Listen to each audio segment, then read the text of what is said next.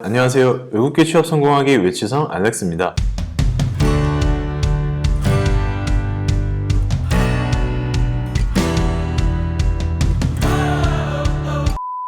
오늘은 서류에서 자꾸 탈락하는 그 이유에 대해서 말씀을 드리는 시간을 가져보려고 하는데요.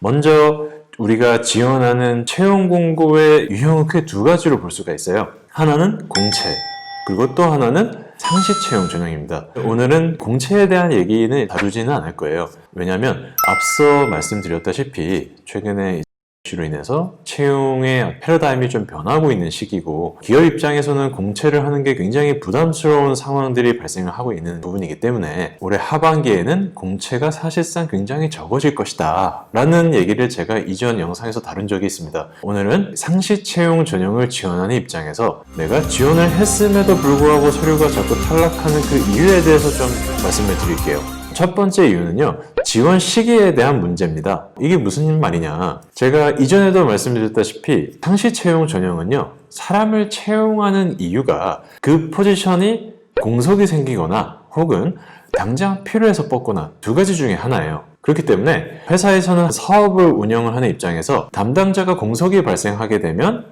그 공석을 빠르게 채우기 위해서 굉장히 좀 마음이 조급해지는 게 사실입니다. 그렇기 때문에 회사의 인사 담당자인 알렉스, 저 같은 사람한테 현업의 매니저들이 빨리 사람을 뽑아달라고 한단 말이에요. 저는 그런 상황에서 지원하는 순서대로 이력서를 검토할 수밖에 없는 입장이고, 지원자가 빨리 지원하지 않고 뜸들이면서 채용 공고 분석하고 직무 분석하고 이력서, 자소서를 그 회사에 맞게 심혈을 기울여서 지원을 하면 그냥 연락이 안 오는 거예요. 왜요? 이미 누군가가 먼저 발빠르게 지원해서 면접이 진행되고 있거든요. 그래서 그 사람의 면접이 생각보다 잘 봐가지고 합격을 하게 되면 나는 뒤늦게 아무리 잘 써서 지원해봐야 나의 이력서가 면접관한테 도달도 하지 않는다. 이게 바로 이유입니다. 그렇기 때문에 여러분들은 직무별 상시 채용에 지원하실 때는 반드시 공고가 최초로 게시된 날짜가 언젠지를 보셔야 돼요. 2, 3일 안으로 지원하시기를 권해드립니다. 그렇지 않으면 연락이 안 오거나 한 2달 있다 연락 옵니다.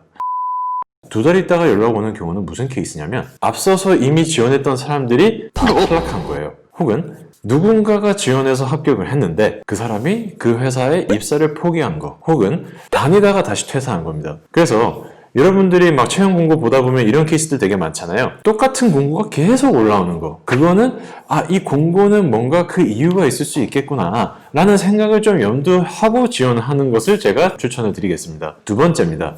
여러분들이 지원한 공고가요, 사실상 죽은 공고일 가능성이 있다는 겁니다. 이게 무슨 얘기냐, 인사 담당자 입장에서 채용 공고를 게시를 하잖아요. 근데 채용 공고가 저만 올리는 게 아니라 다른 회사의 인사 담당자들이 계속 올리잖아요. 그럼 제가 올린 게시물이 계속 뒤로 내려가겠죠. 많은 지원자들이 제가 올린 공고를 보지 못하고 그게 계속 내려가는, 발견이 잘 안 되는 상황이 발생을 하는데, 이런 것들 때문에 사람을 채용하는 인사 담당자 입장에서는 채용 공고에 대한 리프레시, 계속 상단에 배치될 수 있도록 업데이트를 해주는 그런 작업을 하게 됩니다, 실제로. 그래서 이제 공고가 계속 갱신되면서 올라오는데, 어떤 특정 잡 사이트들은 이런 것을 자동으로 할 수 있는 어떤 기능도 있어요. 예를 들어 이런 거예요. A라는 채용 담당자가 B라는 포지션을 뽑기 위해서 공고를 올렸어요. 근데 공고를 올린 지 이틀째 되던 날에 괜찮은 지원자가 지원해가지고 그 사람 면접을 보고 있는데, 그 공고가 한 3일 있다가 자동으로 갱신돼서 또 다시 올라오는 겁니다, 상단에. 이미 지원자가 면접을 보고 있잖아요. 근데 만약에 지원자가 면접을 잘 봐가지고 합격을 해버리는 순간이 올 수도 있겠죠. 그럼에도 불구하고 그 공고는 계속 업데이트 돼가지고 계속 상단에 게시될 수도 있어요. 이게 사실상 죽은 공고가 있을 가능성이 인지를 하셔야 되고, 피프렌잡에 많이 올라오는 헤드헌터들이 올리는 공고에서 그런 성향이 좀 있습니다. 그렇기 때문에 여러분들이 서류를 탈락한 이유가 내가 못해서 떨어졌네 라고 생각하실 수도 있겠지만, 내가 정말 아직도 유효한 살아있는 공고에 지원한 게 맞는가를 보시는 것도 굉장히 중요한 포인트예요. 세 번째는 본인이 사실상 너무 overqualified candidate, 내가 좀 더 이 지원한 직무보다 좀 과분한 지원자라서 떨어지는 케이스가 있을 수도 있다는 얘기입니다. 취업에 성공하기가 좀 어렵다 보니까 지원자들의 그 눈높이가 점점 낮아지고 있죠. 공고가 딱 떴을 때 굉장히 고스펙자가 이 정도는 내가 합격할 수 있겠다 포지션이 생길 수도 있어요. 예를 들어서 세일즈 애드민이라고 가정해 봅시다. 영업 지원을 서포트 해주는 그런 포지션인데, 직무 기술서를 읽어보니까 당연히 내가 할 수 있는 일이야, 이 정도는 합격하겠지 라고 자신있게 지원을 했다는 거예요. 근데 결과는 서류 탈락. 왜요? 너무 과분한 지원자라서 면접관이 이 사람이 여기를 도대체 왜 지원해? 어차피 만족 못하고 다시 퇴사할 것 같은데? 라는 생각을 하고 오히려 떨어뜨린다는 얘기입니다. 그렇기 때문에 여러분들이 지원한 포지션이 내가 이거를 당연히 수행할 수 있는 자질과 역량을 갖췄다라고 생각을 하고 자신있게 지원을 한 상황에서 만약에 탈락을 했다라고 한다면 오히려 나의 이 퀄리피케이션이 너무 좀 overqualified 되어 있기 때문에 여러분들이 탈락하신 게 아니신지를 점검해 보셔야 돼요. 보통 직무 기술서를 잘 들여다보지 않은 분들은 이게 감이 좀 안 올 수 있는데 이 job description을 계속 보다 보면은 내가 그 직무를 할 수 있는지 없는지에 대한 그리고 이 직무가 실질적으로 굉장히 주니어 포지션인지 아니면 중간 관리자급인지 아니면 시니어로인지에 대한 그 이해도가 점점 올라가게 되거든요. 처음에 그런 시행착오를 좀 겪어보면서 나한테 적합한 포지션이 어떤지를 파악하는 훈련을 하시는 것도 되게 도움이 될 수 있어요. 이거랑 연계돼서 제가 또 하나 비슷한 얘기를 드리자면 AICPA 자격증 혹은 전문직 자격증을 따면은 내가 취업이 좀 잘 되지 않느냐 이런 질문을 하는 분들이 좀 있어요. 여러분들이 회계사 자격증을 취득을 했어요. 그리고 어떤 회사의 재무회계팀의 신입 포지션에 여러분들이 그걸 지원을 했어요. 그럼 여러분들이 이런 생각을 할 수도 있다는 얘기예요.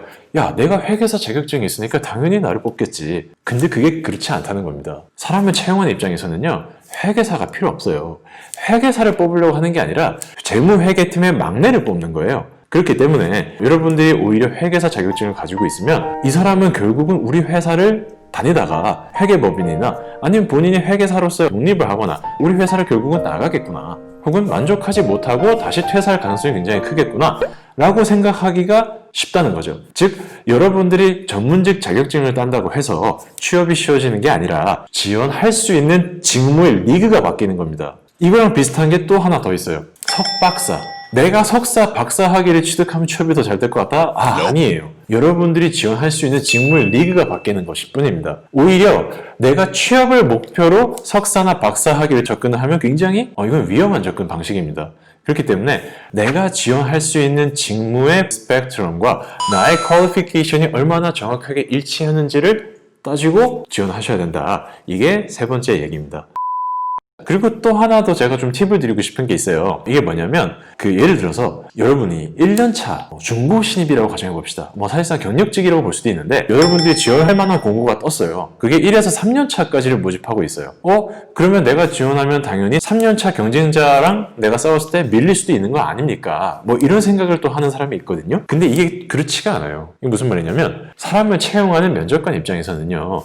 1년차나 3년차나 사실 거기서 거깁니다. 어차피 우리 회사 와서 다시 그 일을 배워야 된다고 생각해요. 실질적으로 1에서 3년 차에 대한 가중치를 그렇게 심하게 두지는 않을 수도 있는 가능성이 큰데 여기서 중요한 건 뭐냐면 3년 차는요. 연봉을요. 예를 들어서 한 6천만 원을 줘야 돼. 근데 1년 차는 한 3,800만 줘도 되게 행복할 것 같아. 그러면 회사 입장에서는 어떤 선택을 하겠어요? 당연히 단가 경쟁력이 높은 1년 차를 채용을 하겠죠. 취업이라는 것은 이런 겁니다.